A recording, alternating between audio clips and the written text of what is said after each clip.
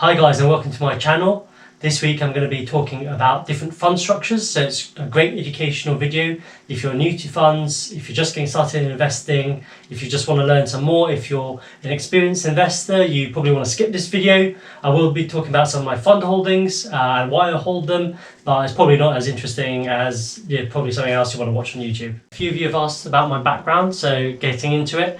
I've been investing for about 12 years. I've had some winners and losers over that time, which I might talk about in subsequent videos. My background is I'm a chartered accountant. I started my career at one of the big four firms before moving into forecasting and planning and analysis, so budgeting basically for big, large organizations. I subsequently also moved into business partnering, which I really enjoy. I also have an undergraduate degree in neuroscience from King's College and have written a personal finance book, which is available on Amazon. So the main reason why people really get into funds is because of they need to diversify. You don't want all your eggs in one basket.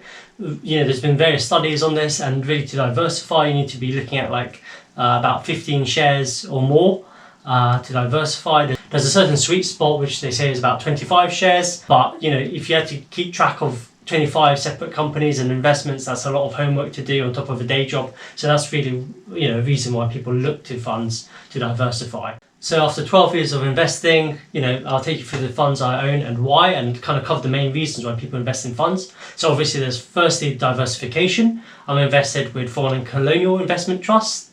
I'll put the tickers down there for you as well so you can see and look them up for yourselves. This is a very sort of traditional investment trust going since 1863. Basically, these companies were set up initially because information was very scarce at the time.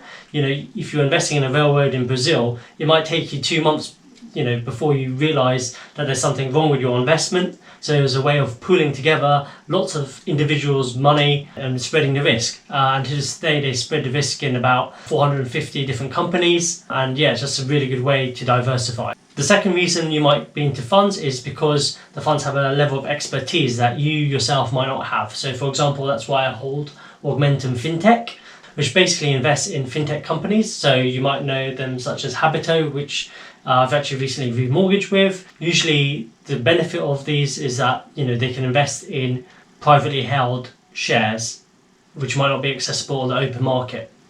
The third reason you might invest in funds is because it's just less hassle. So for example, I invest in a FTSE 250 tracker, and that just simply tracks the FTSE 250. The fourth reason you might invest in funds is that there's a particular investment style or investment focus that you feel a fund manager can offer. So I also invest in Smith Son Investment Trust because it invests in smaller companies, higher growth companies. For those new to investing, I would recommend my 80-20 rule. If you really want to invest in individual stocks, just put aside 20% of your portfolio in individual stocks and keep 80% in funds. I think a lot of people get carried away investing in individual stocks. They don't really know what they're doing. They don't really analyze the companies. By all means, invest in individual stocks, but just make sure the bulk of your portfolio is as well diversified as you can be. So you're mitigating any risk. The risk with individual stocks is that something unforeseen happens, such as corporate fraud, or they go bust, and then you've potentially lost all your money, which is very scary. And you really need to mitigate that risk when you're starting out investing. So I wanted to cover some main differences between open-ended investment companies, often called mutual trusts or unit trusts, and investment trusts or closed-ended investment companies. Okay, so let me talk you through my cheat sheet on open-ended investment companies versus closed-ended investment companies. So on the left here, we've got open-ended investment companies like unit trusts, mutual funds, and on the right, investment trusts. So first obvious difference is liquidity. So on the left here, they're not listed. Units are bought and sold by the fund directly, usually about once a day, and they need to have the cash available to do this. On the other hand, investment trusts are traded on the stock market, normally during opening hours, so you can sell these almost instantly. Number two, investment capital. So on the left, units can be created or cancelled to meet demand, whilst on the right, they're just fixed. They've already raised a certain amount as share issue. So number three, fixed prices. So on the left, valuations are taken every day at a fixed point in time. And on the right, these are fluid. The share price is determined by the market, so they go up and down during normal market hours. Number four, There's a premium to discounted net asset value for investment trusts, but not for unit trusts. Number 5, gearing, which is just a fancy word of saying borrowing.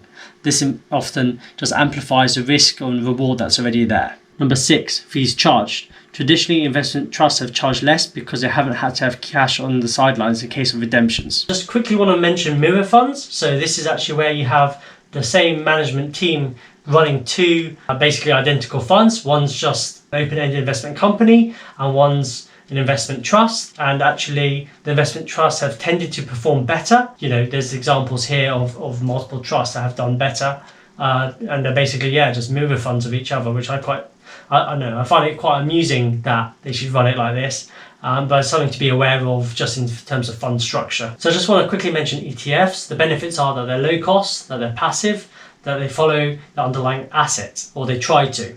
Now what that means is they'll never try and outperform that asset. So for example, one of the holdings that I have is actually I track gold prices. So gold is held by HSBC on their behalf, and it basically replicates the price of that gold. Anyway, thanks for joining me today. I hope this has been useful, and take care. Bye.